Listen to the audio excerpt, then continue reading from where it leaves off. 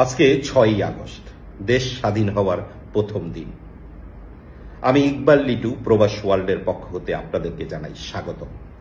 দেশ স্বাধীন হতে শত শত মানুষের প্রাণ গেছে, তাদেরকে কখনোই আমরা ভুলব না।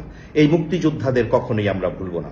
2024-এর দেশ স্বাধীন করতে যেমন অনেকের প্রাণ দিছে, তেমন অনেক রাজাকারের জন্ম হয়েছে। 1971-এ যেই রাজাকারদের জন্ম হয় নাই, সেই রাজাকারদের জন্ম হয়েছিল 2024-এর দেশ স্বাধীনের আন্দোলনে।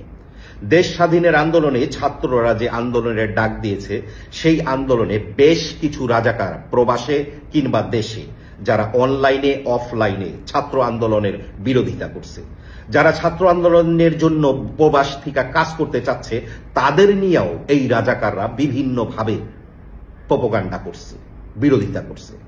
আমরা যারা প্রবাসে আছি তারা সব সময় স্মরণ রাখবো, এই রাজাকারদের কখনোই আমরা ভুলব না। এই রাজাকারদের আমাদের সব সময় দেখে রাখতে হবে, কারণ এই রাজাকাররা হচ্ছে সুবিধাবাদী।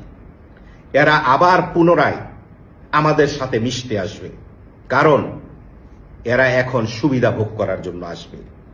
এরা ভাবছিল ওই সময় এই ফ্যাসিবাদ সরকার টিকে যাবে, তাই এরা সরকারের সাপোর্টে নিয়েছিল। আপনাদের সবার স্মরণ রাখতে হবে, এই রাজাকারদের আমাদের মনে রাখতে হবে। এই রাজাকারদের আমরা কখনোই ক্ষমা করব না।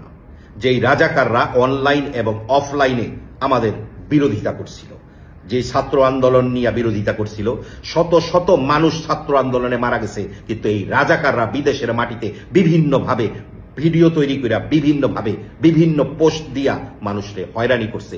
বিদেশের মাটিতে প্রতিটা প্রবাসীরে হয়রানি করছে এই রাজাকাররা, এবং সেই রাজাকারদের আমাদের সবার স্মরণ রাখতে হবে। এই এক একটা রাজাকারের নাম। ভালো থাকবেন।